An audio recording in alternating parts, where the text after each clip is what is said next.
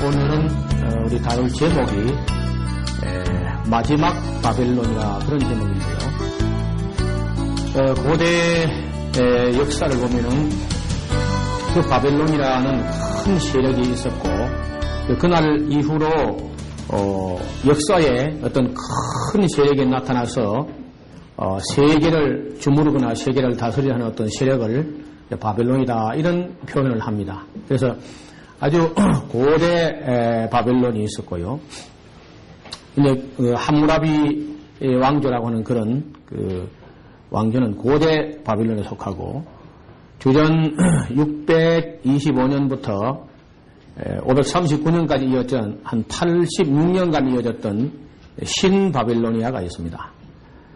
그리고 이제 훗날에 우리 교회 시대에 교회를 박해하는 로마를 또 영적인 바벨론이라 이렇게 지칭하던 때도 있었습니다.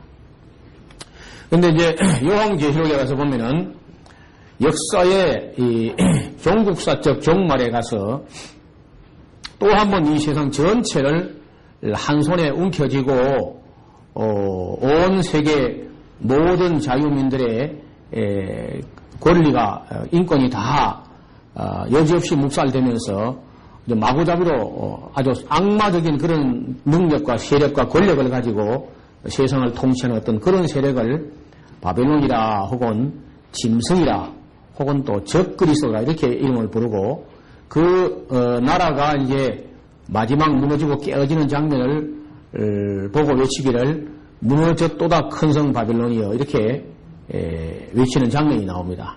그럼 도대체 이 종국사적 종말에 세상을 한 손에 틀어지고 온 그 인권을 유린하면서 그 악을 자행할 정말 그 사탄의 대행자가 될 만한 그런 큰 세력, 그런 큰 나라, 그런 큰 바벨론, 그 마지막 바벨론은 도대체 어느 나라를 지칭하는가, 어느 나라가 이제 그 악역을 맡을 것인가, 이런 건 이제 우리가 지금쯤 생각해 봐야 될 때가 되었다는 것입니다. 그래서 일반 교회에서는 뭐 이런 거 다 상상도 못하고 있고 아예 듣지도 가르치지도 않기 때문에 우리가 먼저 이 문제를 가지고 좀 지금까지 돌아온 역사와 함께 미래도 좀 잘 바라볼 수 있는 그런 그 시대의 파수꾼 되는 그런 사명을 교회가 감당해야 된다 그런 생각을 합니다.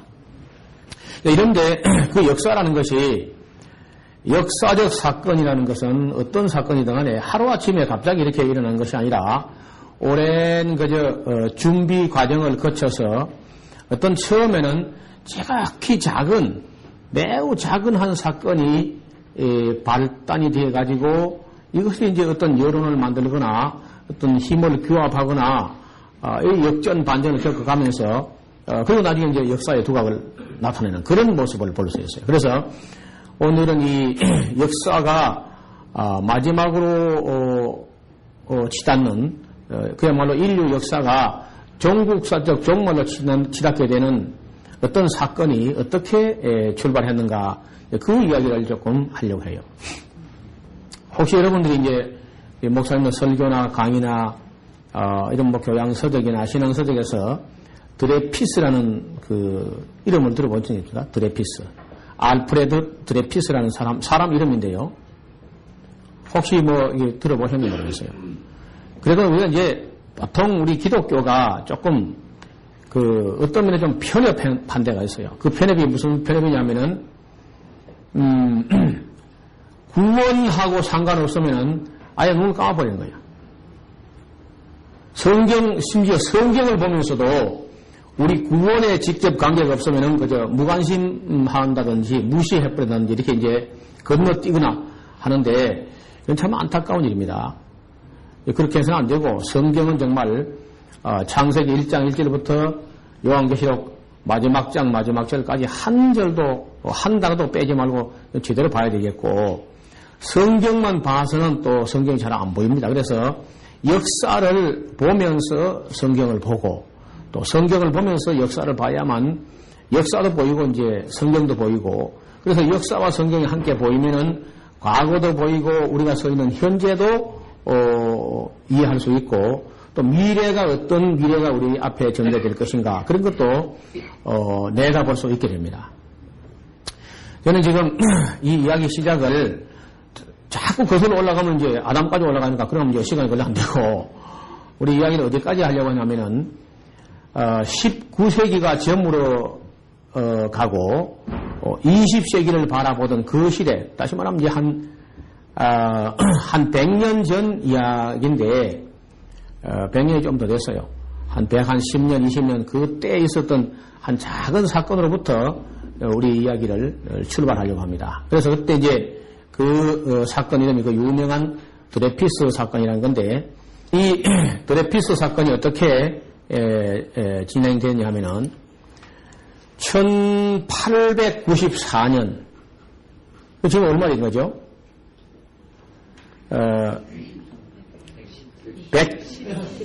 113년, 110년 그해 9월 말입니다.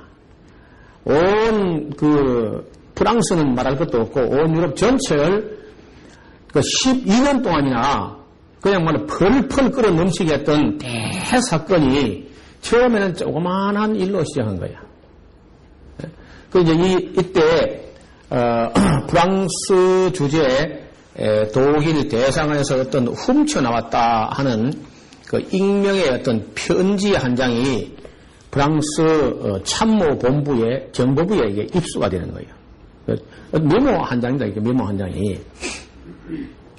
독일의 대사관이었고 무관이었던 수바르츠 코펜이라는 사람에게 가는 편지라는 건데, 프랑스의 육군의 기밀 사항을 독일에 넘겨주겠다 하는 내용이 이제 담겨 있었단 말이에요. 이를 먼저 간첩 문서 같은 그런 겁니다. 그래서 그 후부터 이 편지를 보통 명세서 이렇게 이제 지칭하게 되는데, 그 참모본부는 이 명세서를 만든 사람, 즉 이 스파이가 우리 참모본부 안에 우리 내부에 스파이가 있는 것 같다. 이렇게 이제 그 만든 사람을 적어도 참모본부 안에 있거나 아니면 적어도 그 가까이 있는 인물이다. 이렇게 이제 단정을 하고는 그 사건 초기부터 이미 그 조사 전체를 그르치게 될 선입견을 가지고 이제 이 일이 다루는 거예요. 그래서 이 사건 이후로 언론 세계라든지 지성인의 세계에서 어떤 사람이나 사건을 바라볼 때 선입견을 가지고 보지 않도록 정말 맑은 지성을 가지고 객관적인 안목으로 바라보는 그런 어떤 그 의식이 싹 튼 것이 바로 이 사건을 계기로 했다고 보는 것입니다. 그때까지 그 프랑스가 자존심 어쩌고 했는데 이 사건이요, 온 프랑스 국민들이 12년 동안 일 아예 손 놓고 이 사건 가지고 서로 이제 싸우고 다투고 하기 위해서 아예 직장도 안 가고 그렇게까지 무시무시한 이 사건이었어요. 그래서 적어도 이제 이 근대 사회에서 현대 사회가 넘어오는 그런 과정에서 이 드레피스 사건 정도는 우리 그리스도인들이 교양 정도로도 반드시 알아야만 근현대사의 키를 풀어나갈 수 있어요. 반드시 이거는 오늘 시간이 좀 걸려도 이 드레피스 사건이 얼마나 무시무시한 사건이었는가 하는 걸 공부하기를 바랍니다. 그 명세서 안에 기밀 그 사항이란 것은 참모본부에서 극비리에 취해진 그 최신 결정 사항이기 때문에 이것이 세상에 독일에 내려가면 이제 넘어가면 어떻게 되느냐 해가지고 이제 얼마 지나지 않아서 그 참모본부가 그거 참 요 정도면 딱 적합한 용의자다 하고 그냥 한 사람을 찝었는데 그는 참모본부에서 일하고 있던 알프레드 드레피스. 알프레드 놔두고 드레피스 그냥. 그 한마디라도 꼭 이름을 기억하더라고요. 이 사람은 정말, 세계사의, 참, 어떤 기념비적인 인물이기 때문에 소개하는 겁니다. 군인, 대위인데요. 이 사람이 이제 유대인. 예? 이 사람이 유대인이었다 하는 데서 이제 문제가 출발하는 거예요.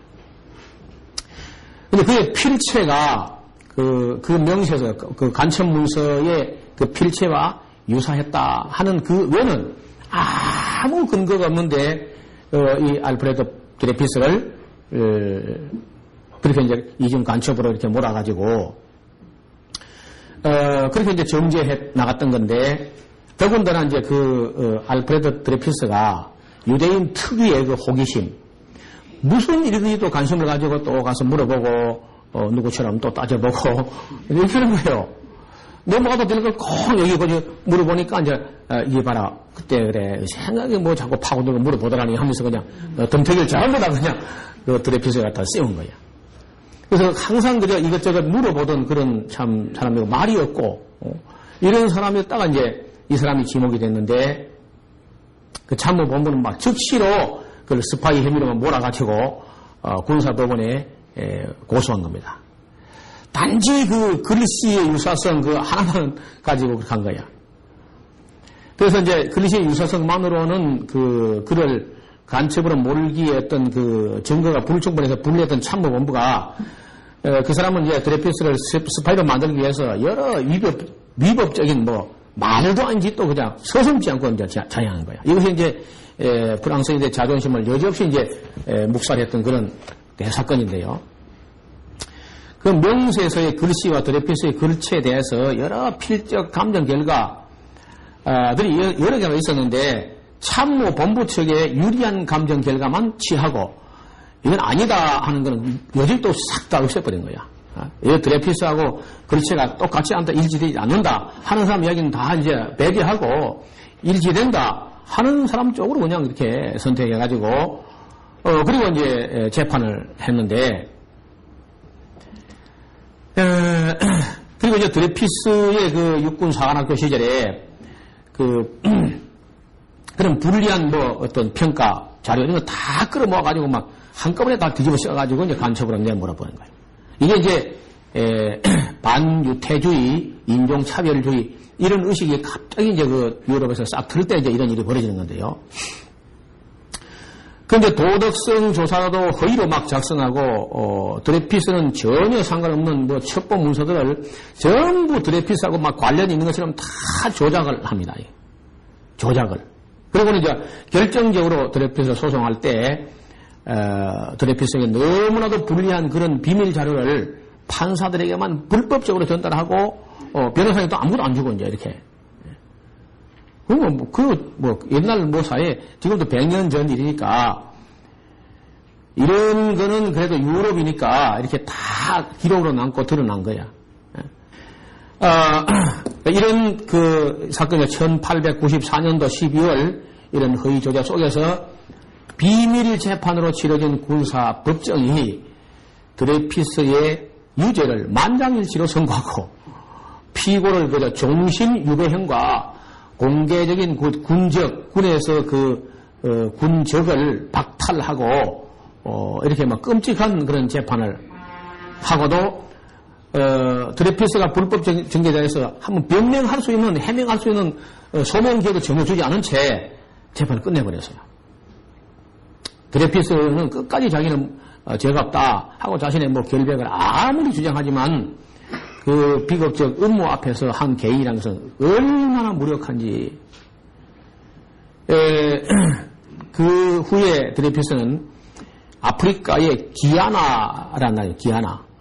그 기아나 나라의 살퀴 제도의 악마섬이라는 섬에다가 유배되었어요. 섬 이름이 디아블로스야. 디아블로스 섬, 악마섬, 악마의 섬이라. 그래가지고는 뭐 처음에 그래도 이제 그렇게 아무도 자기 말을 들어주는 사람이 없을 때 그 아내가 나는 당신을 순결을 믿는다.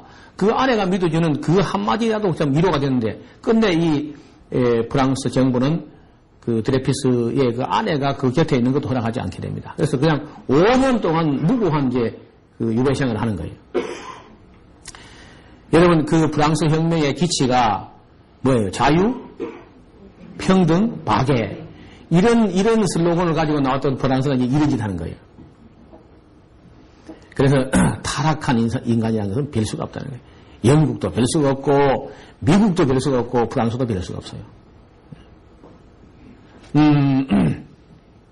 이런 식으로 유대인들이 가는 곳곳마다 이렇게 억울한 일을 당하는데 그 대표적 사건, 이건 이제 다른 것들은 언론이 그냥 갈아져가지고, 모르는 가운데서 이제 자행되는데 이거는 이제 온 언론들까지도 이제 나중에 언론도 이제 두 쪽이 나가지고 힘알이 없는 언론 몇 개는 드레피스 편을 들고 좀 힘 있는 언론들은 막 그냥 유대인을 죽여라. 이렇게 막 선동을 하는 거예요. 그래서 여러분 우리가 민주주의라는 원칙은 대체로 보면 다수결이죠. 다수결의 원칙이 민주주의인데 여기 다수가 멍청한 다수가 의로운 소수를 괴롭게 한 역사는 얼마든지 있습니다. 아니 그 대표적 사건이 예수님 사건 아닙니까? 미련하고 악한 멍청한 다수가 하나님을 정죄한 데까지 가는 거예요.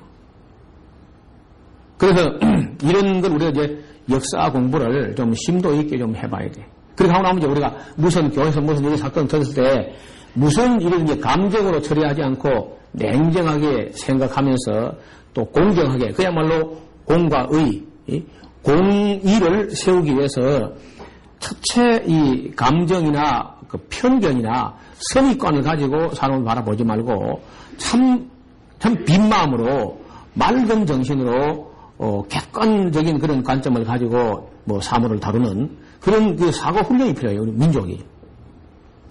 프랑스 사람들하고 한국 사람들 상당히 비슷한 데가 있습니다. 꽤 감정적이고 말이 많아요. 세계에서 제일 말 많은 사람들이 아마 세 나라가 있다고 하면은 한 나라는 프랑스가 하나는 스페인이고 하나는 한국이야. 한국이 적어도 동메달은 땁니다. 최고. 말이 많아요. 무슨 사건이 터지면 전부 다 자기가 다 정치학 박사고 이렇게 되는 거야. 한국이라는 나라. 프랑스 사람들은요. 심심해가지고 창문을 열었는데 누가 시장 갔다 오는 거야. 하이 해가지고 이제 시장 갔다 오면 인사하면요. 그 인사 하나는 창에서 내려다보고 하나는 창 쳐다보고 1시간 반 이야기야. 1시간 반. 그렇게 말이 많아요. 그래서 프랑스에서 정치를 잘한다는 건 정말 기적이거든요. 그런 나라인데 그런 민족 사이에 정말 큰 획을 긋는 이런 사건이 일어났다는 거예요. 어떻게 이런 불법적인 재판이 일어날 수 있었겠는가? 그 당시에 이제 상황을 조금 이제 좀 부연 설명하면요. 그 유대인들에 대한 어떤 그 반유대주의 이런 것들이 그것도 참 이른바 솔직히 우리 이야기인데 무식한 기독교인들이야. 그런 사람들이 이렇게 이제 이 사회를 그냥 몰아간 건데 이 사람들은요 뭐라고 하냐면은 너희가 왜 우리 구세주를 십자가 못 박았냐? 아니 지금 예수님 십자가 못 박은 1800년 전에 사람들이 죽었지. 지금은 그 땅에 살고 있으면 못 박은 거 알지 않습니까? 전혀 책임이 없는 거거든요. 그러니까 유대인들을 보고 우리 메시아를 그냥 못 박아 죽었다면서 이제 그냥 미워하고 박해하고 그리고 이제 놀랍게도 유대인들이 똑똑해요. 왜 똑똑하냐면 계속 공부를 하니까 그 밥 먹는 시간도 공부하는 시간이야. 하여튼 유대인들은 밥을 이제 세 끼를 먹으면은 밥 먹을 때 보통 누워서 먹습니다. 그 눕는다는 게 뭐 그냥 벽에 베고 눕는 것이 아니라 다리를 이쪽으로 펴고 이쪽 팔을 꼬이고 빵을 이렇게 비스듬히 정말 편안한 것을 이렇게 이제 먹으니까 그러면 먹으면서 아이들하고 그날 하루 동안에 일어났던 정치, 경제, 문화, 종교, 사회 뭐 모든 분야에 그날 하루에 일어섰던 일을 그날 다 소화하고 넘어갈 정도로 자녀들과 가족들이 대화를 해요. 그리고 대화를 하고 그냥 누자는 것이 아니라 그리고 저녁 먹고 나면 또 저녁에 회당에 시나고게 랍비에게 가서 또 거기서 공부하고 와요. 그러니까 그 유대인들에게 있어서 우리처럼 초등학교처럼 그 국민교육을 시작한 것이 예수님 오시기 한 200년 전부터 이미 국민교육 내지 의무교육처럼 초등학교처럼 아이들 공부를 시키기 시작한 겁니다. 그렇기 때문에 저 사람들이 참 머리가 좋고 머리도 좋을 뿐 아니라 지난번에 우리가 본 대로 음식도 깨끗하게 먹고 열심히 공부를 하고 유대인으로 태어났다면 거의 기본으로 5개국어를 하고 이렇게 하는 거예요. 그러다 보니까 이제 항상 살아보다 보면은 모든 힘과 돈이 다 유대인이고 쏠려나가요. 나중에 시간이 나면은 언제 따로 제가 시간 내가지고 인류 역사에 각국에서 얼마나 그 요직들을 유대인들이 차지했었는가 하는 거 보면 깜짝 놀랄 거예요. 그리고 내노라 하는 사람은 전부 유대인 피를 받는 사람들이에요. 그러니까 이제 다른 사람, 다른 민족들이 공부를 하기 싫으면서 유대인 잘 되면 또 못 빠지는 거야. 그래가지고 유대인 이제 박해하고, 너무 어느 정도 박해라는 것은 떠돌이 나라가 없이 떠돌다 보면은 서로 나올 수 있는 거죠. 근데 그걸 너무 혹독하게 하니까 무지막지하게, 유럽에 있는 가톨릭이나 기독교나 이런 사람들이 너무 무지막지하게 유대인들 박해하니까, 이거 지렁이도 밟으면 굼吞한다는데, 힘이 없어 망정이지, 힘이 생기면 보복심리가 나오는 거죠. 가뜩이나 유대인들이 우리 이방인을 바라볼 때는 하여간 유대인들은요, 아브라함과 이삭과 야곱의 자손 아니면은 그건 완전히 가축으로 봅니다. 유대인들이 이 이방인들을 부정한 가축도 부정한 가축. 잡아먹지 못하나. 굽도 안 갈아줬고. 대생비가 안 하니까.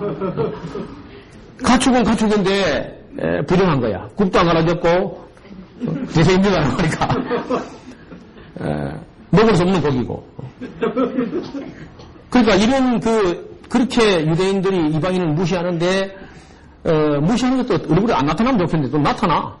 얼마나 유대인들이 똑똑하고 교만하니까. 그래, 이제 유대인들이, 미움을 받기 시작해갖고 나중에 그냥, 완전 감정적인 그런 사건에 휘말린단 말이에요. 그래서, 훗날 이 독일하고 이제 프랑스가 항상 전쟁을 해왔어요. 여러분, 유럽의 3대 자존심이 영국하고 프랑스, 독일. 이거는 이거는요, 영원한 앙숙이라. 이거는 평화가 안 돼. 지금 이제, 이른바, 보불 전쟁이라 해가지고, 이 프랑스하고 프로이센이 이제 프랑스하고 싸우는 건데, 이런 싸울 때부터 이제 유대인들이 또 미움을 받게 됩니다. 여러 전투의 패배 후에 결국은 프로이센하고 강화조약을 맺게 되는데 이 강화조약에 배상금을 갖다 프랑스가 50억 프랑을 지불하고 알자스와 로렌 지방 북부 영토 양도가 이제 포함되어 있었는데 프랑스 민족 자결권에 대해서 치면은 프랑스 국민의 자존심에 큰 충격을 안겨줍니다. 그러니까 이럴 때부터 딱 이제 치고 나면요, 그냥 졌다, 안 됩니다, 사람이요. 보복을 하는 거지, 준비해가지고 이제. 그래가지고, 패전의 고백을 마시고 복수만을 노리고 있던 프랑스 사회에 민족주의가 서서히 이제 꿈틀기 시작해요, 민족주의. 그래서 이 민족주의라는 게 좋은 말 속에 있지만 대체로 다 또 나쁜 쪽으로 갑니다. 민족주의가 되면은, 국수주의, 배타주의, 이렇게 가요. 그럼 바로 인종차별을 또 하는 거죠. 무엇보다 이제 중요한 이유는 바로 뿌리 깊은 인종차별인 반유태주의가 또 이제 거기서 싹 들어되는데, 반유태주의, 이것은 오랜 감정이긴 한데, 그래도 이제, 잘 버텨나오다가, 프로이센, 독일 쪽의 사람들에게 프랑스가 져놓고는 분풀을 갖다 유대인이 하는 것도 이제. 어디 가서 빰 맞고, 어디 가서 눈 흘린다고, 이제. 그런 것처럼, 그저 화나니까 유대인만 또 때려잡으려고. 이렇게 이제 합니다. 그래서 결국에, 이 사람들이, 드레피스에다가 이제 감정을 다 쏟아부어가지고 전부 그냥 드레피스 하나 갖다 몰아가지고, 그게 생사람 잡는 재판을 한 거야. 군부에서도 노골적으로 유대인을 차별화하고, 사회 전반에 그건 마찬가지입니다. 더군다나 참모본부에서 드레피스를 용의자로 지목한 인물들이 악명 높은 반유태주의자 이런 사람들이 이제 있어가지고 자기들이 잘못해가지고 이 전쟁에 졌다 이렇게 안 하고 그냥 덤태기가 유대인이 갖다 뒤집어 써가지고 그런 분위기야. 그러니까 여러분 프랑스 사람들이 예술적이고 웃기지 마 똑같아. 전부 아담의 자손 다 타락한 본성은 똑같은 거예요. 그래서 이 사람들은 프랑스에 살고 있어도 유대인들은 일단 프랑스 사람이 아니다. 인정을 안 해주는 거야, 이제. 그래서 이제 이 스파이 행위를 했다는 혐의를 받았으니까 극심한 그런 반유태주의 여론에 항의를 받게 되는데 유대인이니까 뭐 당연하지. 하다 이제 사형에 처해야 한다.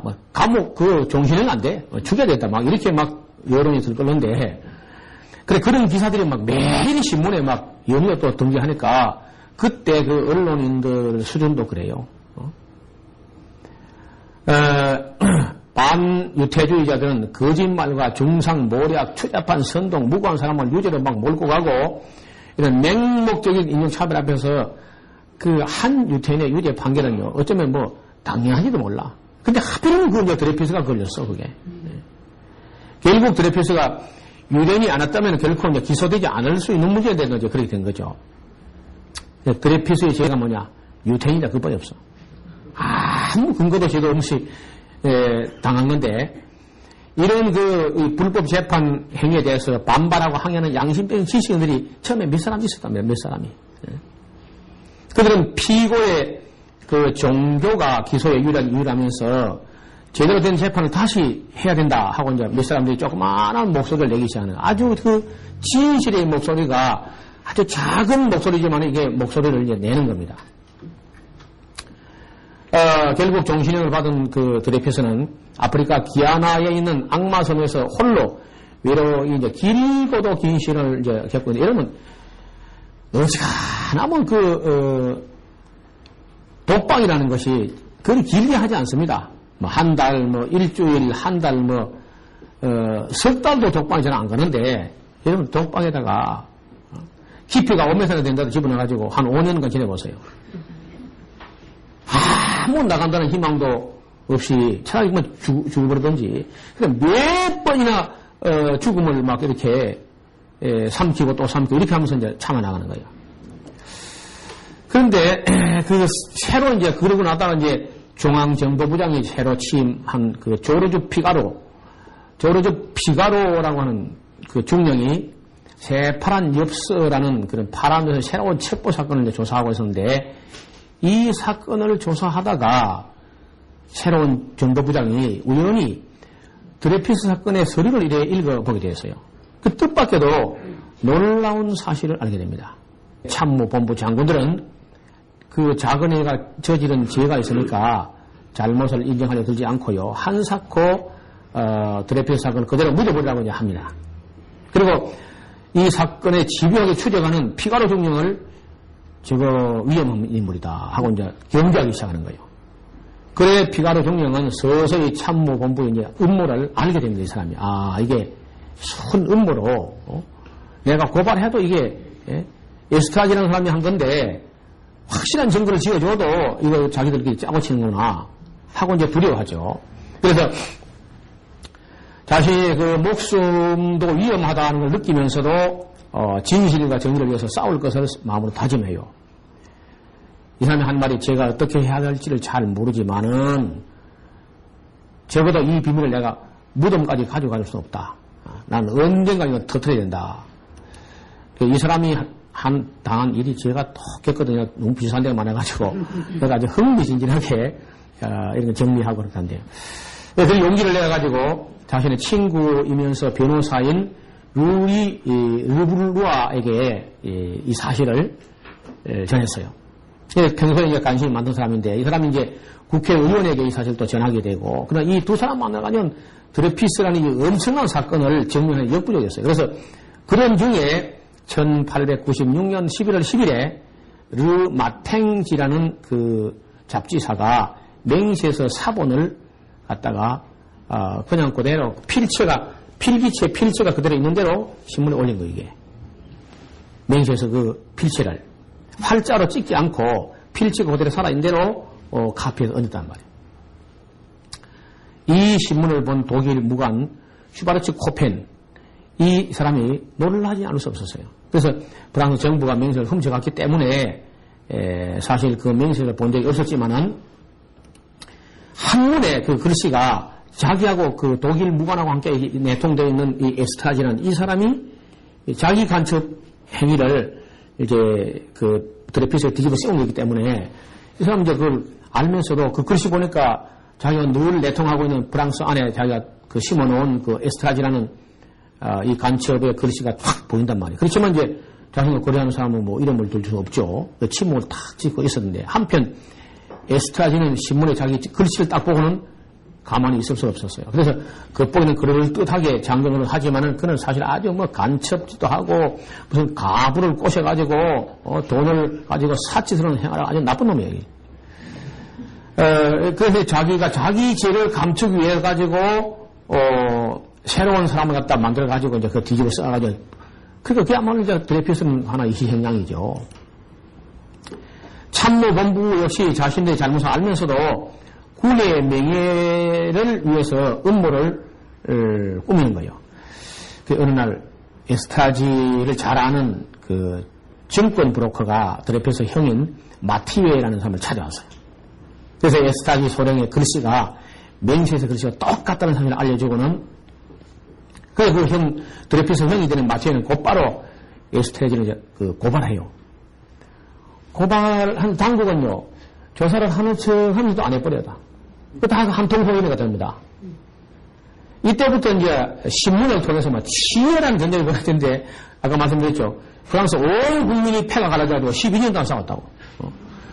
신문이 나오면요, 평소에는 몇천 부밖에 안 나오는데 막 20만 부씩 팔려나가는 거야. 온 국민이 대부분 신문 보고 막 싸우고, 또 보고 또 싸우고, 또 날새면 또 뭐 가지고 싸울 것인가. 그 뭐 연속극 중에 연속극이야. 이 대사건이 이제 드레피스 사건이 난 건데, 대부분의 신문들은 또 참모본부를 싸고 돕니다. 드레피스 사건을 다시 재판하라는 것은 군부나가 프랑스 전체를 파멸시킨 것이다 해가지고 이런 건 전부 다 유대인 조직이 음모를 꾸민 것이다. 이제 이런 식으로 막 또 뭐라고 쳐요. 무슨 일이 있어도 군의 위신과 사기를 끄서는 안 되며 오히려 군대와 관청에서 일하는 유대인을 모조리 쫓아 이 땅에서 유대인만 싹 없어져버리면 이런 일이 안 생긴다. 이렇게 이제 막 들어나온 거예요. 차가운 이성으로 이 문제를 대하는 것이 아니고 전부 맹목적인 인종차별주의 여기에 휩싸여가지고 이 문제를 대하는 사람이 거의 대부분입니다. 드레피스라는 사람을 양심으로 동정하고 지지하는 사람도 들어 있었지만은 그 목소리는 너무 약한 거예요. 너무 힘이 없어요. 여러분, 예를 수백 수천 명이 달려드는데 혼자서 그 외로운 싸움을 싸운다고 생각해보세요. 그래서 제가 성경에 보면은 재판을 공정히 하라 그런 말 참 수도 없이 나오는데 얼마나 중요한지 몰라요.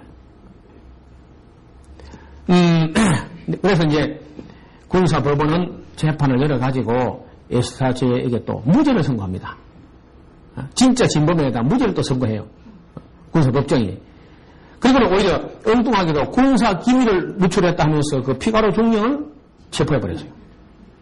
이름이 또 그 나라 또 어떻게 되겠습니까? 갈수록 더 산이죠. 이때 참 전 프랑스를 대표하는 유명한 작가, 프랑스의 지성이며 프랑스의 양심이라고 하는 유명한 사람이 에밀 졸라. 에밀 졸라대. 부르막점한 사람이죠. 저렇게 졸라지, 에밀 졸라면 됩니다.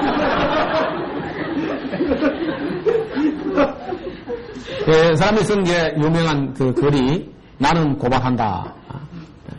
여기 뭐 유럽을 발칵 뒤집어보니까 온 세계 전체를 막 발칵 뒤집히겠다는 이 고발장이 나는 고발한다는 건데 지금 우리말로 번역되어 있을 겁니다. 이 나는 고발한다. 이 에밀 졸라의 나는 고발한다. 한번 꼭 사서 읽어보세요.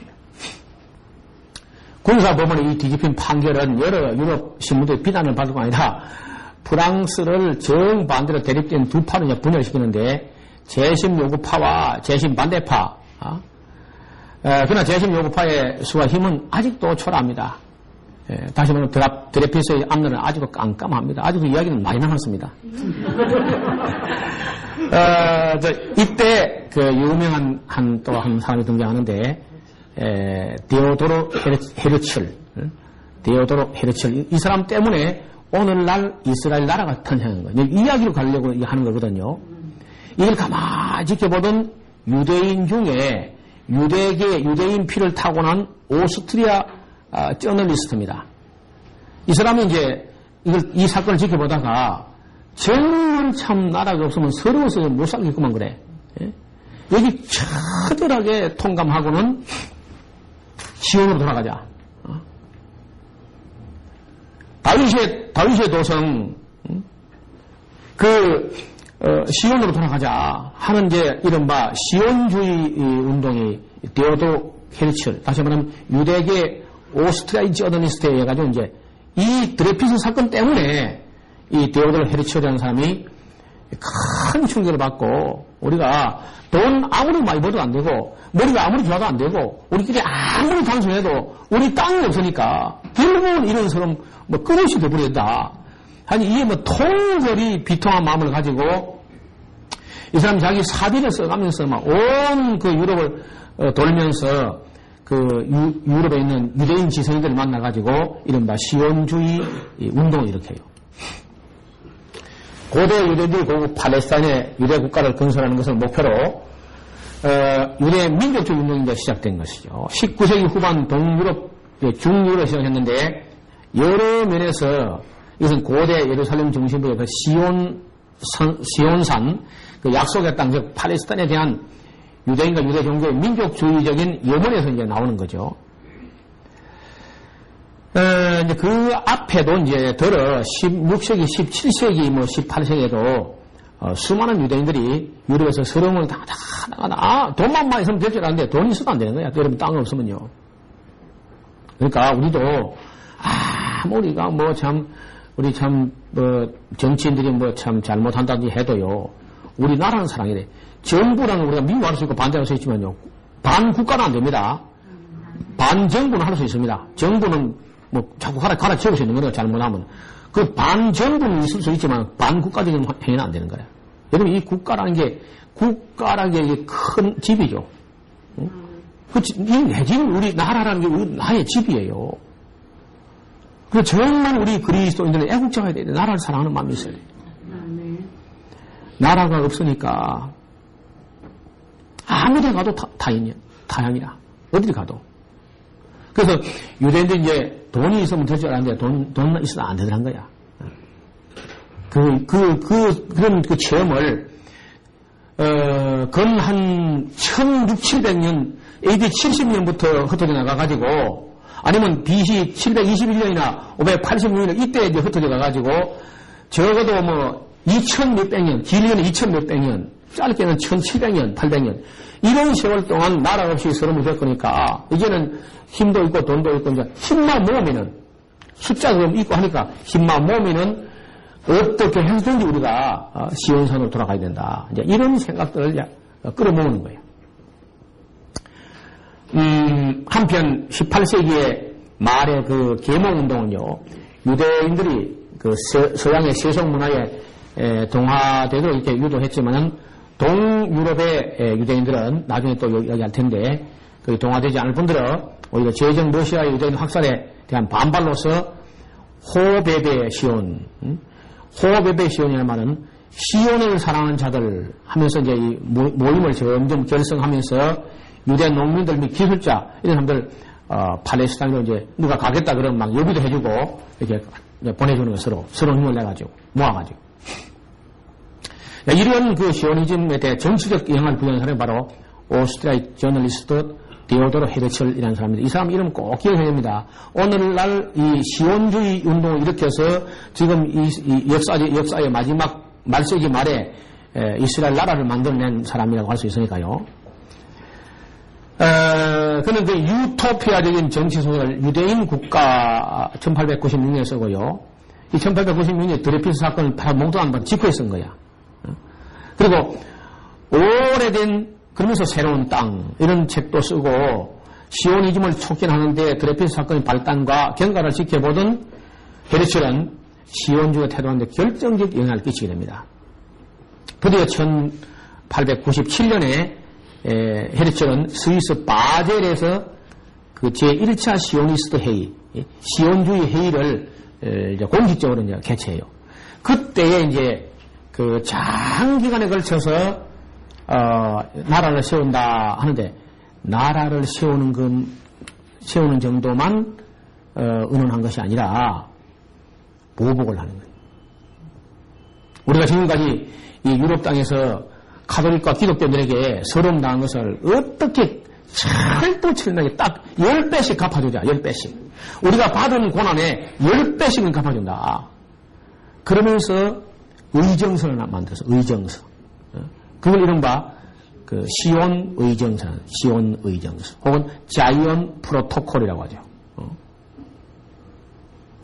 그래서 이 사람들은 단지 그저 나라를 만든다는 그건 밖으로 내놓은 것이고요. 내면에는 이제 나라를 만들 뿐 아니라, 우리가 이렇게까지 서럽게 만든 그 이방나라 이 가축들을 싹 지구에다 진멸하고, 세계 전체를 유대인이 어떻게 다 정복할 것이냐, 이런 이 꿈을 키우는 거예요.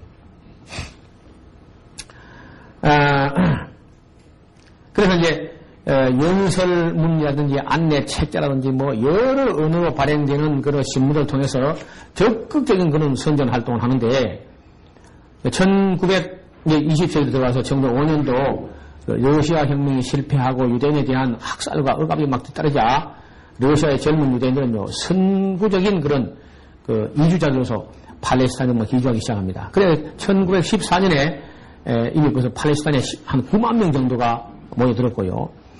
이 가운데 한 1만 3천명에 이르는 이주자들이 그 43개의 유대인 정착 초단위에 건설하면서 이제 뿌리를 내리기 시작합니다.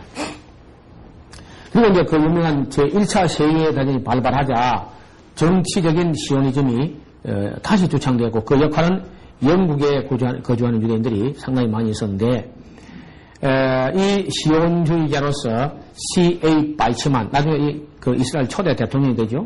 바이츠만 박사 와이츠만이라고도 하고 바이츠만이라고 합니다. 그리고 앤 소콜로라는 사람이 1917년 11월 2일에 영국으로부터 팔레스타인 내에 유대 민족 국가 건설에 대한 영국의 지지를 약속받는 이른바 벨푸어 선언이라고.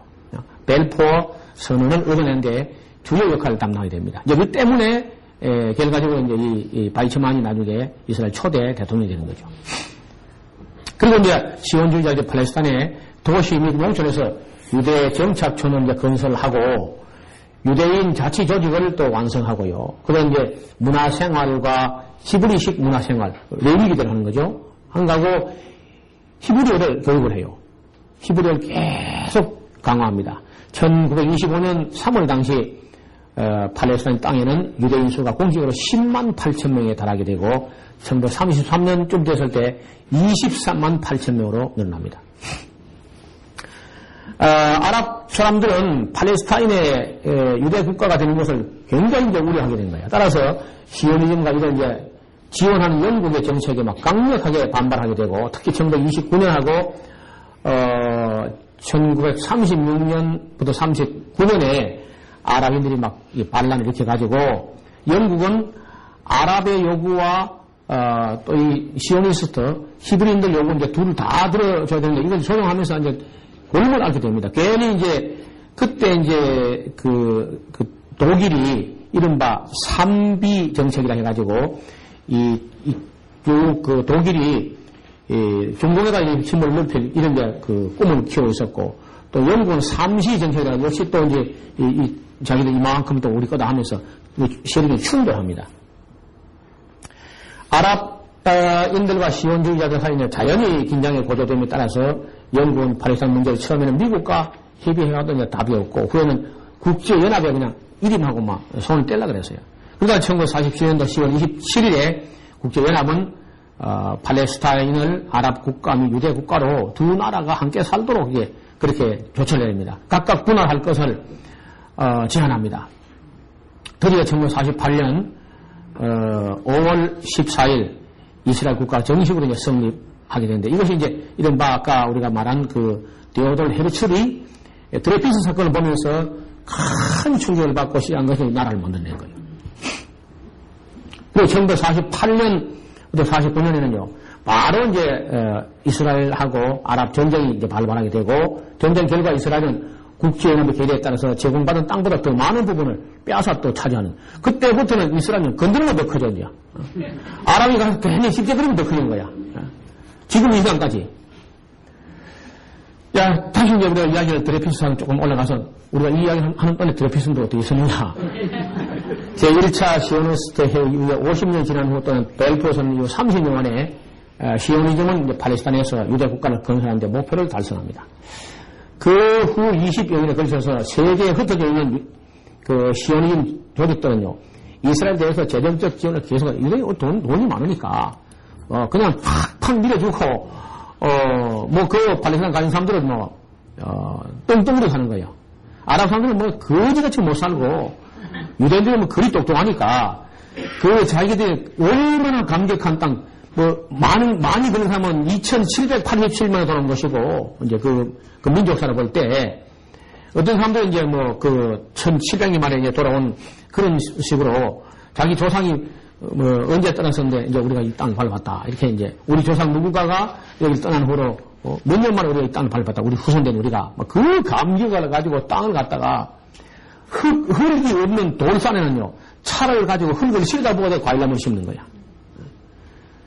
그러니까 히브리인들이 이스라엘 사람들이 자기 땅을 사랑하는 정성은요, 세계의 그 우리를 찾아볼 수 없어. 우리가 가보면 쑥 돌짝밭이고, 황무지고, 빈들이고, 광야고, 사막이고, 흙먼지고, 그런 땅인데, 그러나 마나 자기들은 이게 최고라는 거야.